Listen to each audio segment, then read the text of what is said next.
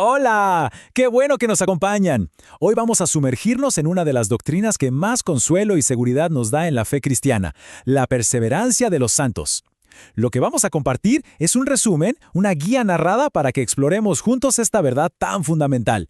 Y para quienes quieran ir más a fondo, la doctrina completa con todas sus bases bíblicas está disponible en el sitio web de Sínode, que es la expresión digital de la Iglesia.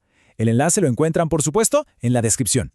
Arranquemos con la gran pregunta, esa que a todos en algún momento nos ha dado vueltas en la cabeza y en el corazón. ¿Un verdadero creyente, alguien que ha conocido la gracia de Dios, puede llegar a perder su salvación? Y miren, esto no es solo una pregunta teológica para debatir, toca nuestras inseguridades, nuestros miedos más profundos. La respuesta a esto define por completo cómo vivimos nuestra fe, cómo enfrentamos las luchas y sobre todo con qué confianza servimos a Dios. Y aquí es donde esto se vuelve importantísimo. Como iglesia, en Sínode Calini, entendemos que esta doctrina es la base de nuestra misión.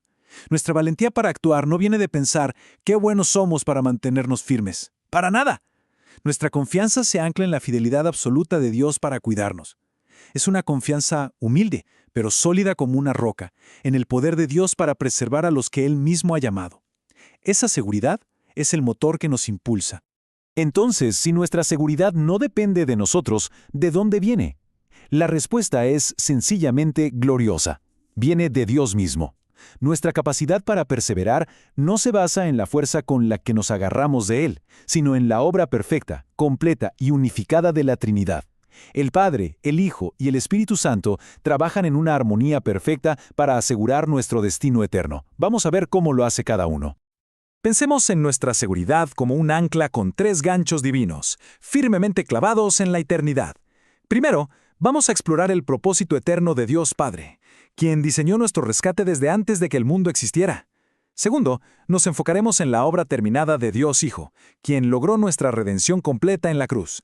Y tercero, veremos el sello imborrable del Espíritu Santo, quien vive en nosotros como la garantía de todo lo que Dios nos ha prometido. Empecemos por el Padre. Escuchemos con atención esta promesa increíble de los labios de Jesús: nadie las arrebatará de la mano de mi Padre. Tratemos de visualizar eso por un momento. Estar en la mano del Padre es estar en el lugar más seguro de todo el universo. Es estar protegido por un poder soberano y un amor paternal que nada, ni nadie, absolutamente nadie, puede romper. No estamos ahí de forma frágil. Estamos guardados con una seguridad absoluta. La Biblia nos muestra este plan de Dios como una cadena de oro, sin ninguna fisura. Romanos 8 lo describe de forma espectacular. A los que Dios predestinó, o sea, a los que amó y eligió desde la eternidad, a ellos los llamó con el Evangelio. A los que llamó, los justificó, declarándolos justos por la fe en Cristo. Y a los que justificó, a esos también glorificó. ¿Se dan cuenta? El final, la gloria, está garantizado desde el principio. No hay eslabones débiles. Efesios lo reafirma. Fuimos escogidos en Cristo antes de la fundación del mundo. Nuestra salvación nunca fue un plan B de Dios. Ahora, pasemos a la obra del Hijo. Justo un versículo antes de hablar de la mano del Padre, Jesús hace esta otra declaración asombrosa.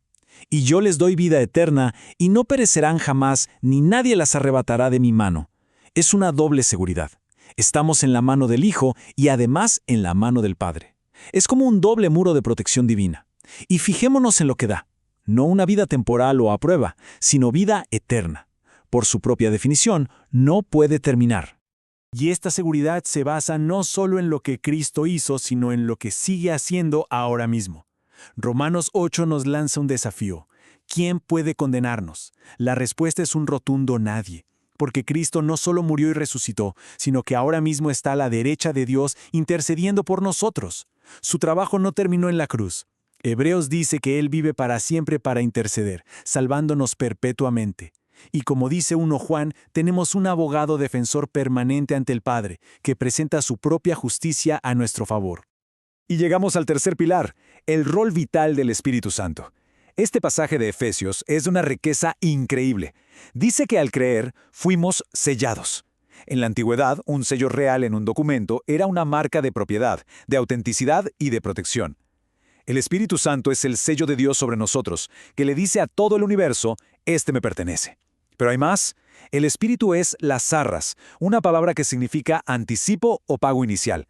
El Espíritu en nosotros es un pedacito del cielo aquí en la tierra, la garantía de que recibiremos la herencia completa. La presencia del Espíritu no es solo una idea bonita, es una realidad viva dentro del creyente. Es el Espíritu quien nos susurra en lo profundo que somos hijos de Dios.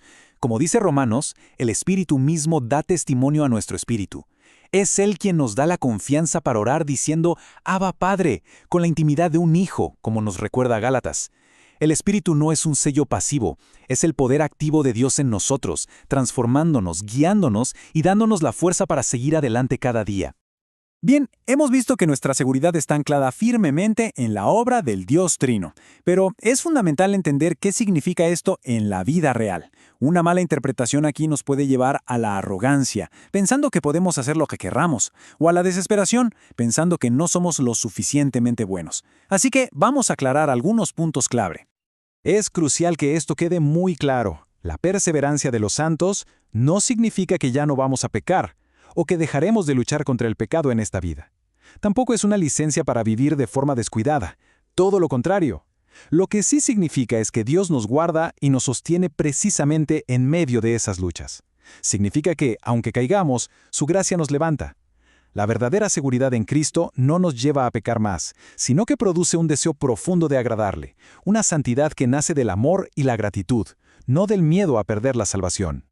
Y este versículo de Filipenses lo resume de una forma magistral. Nuestra confianza para llegar al final no está en nuestra capacidad para terminar la carrera, sino en la fidelidad de aquel que la empezó.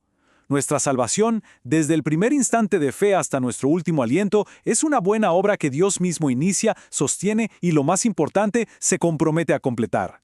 Él es el autor y el consumador de nuestra fe. Bueno, ya vimos la base teológica y aclaramos las posibles confusiones. Ahora la pregunta es, ¿y esto cómo nos cambia la vida?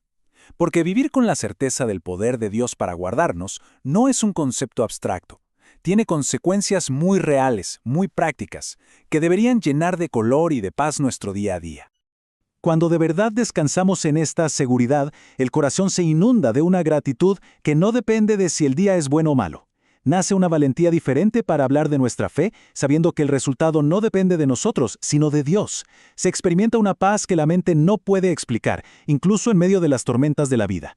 Y esto también produce un amor más genuino por nuestros hermanos en la fe, al darnos cuenta de que todos estamos siendo sostenidos por la misma gracia inmerecida y poderosa.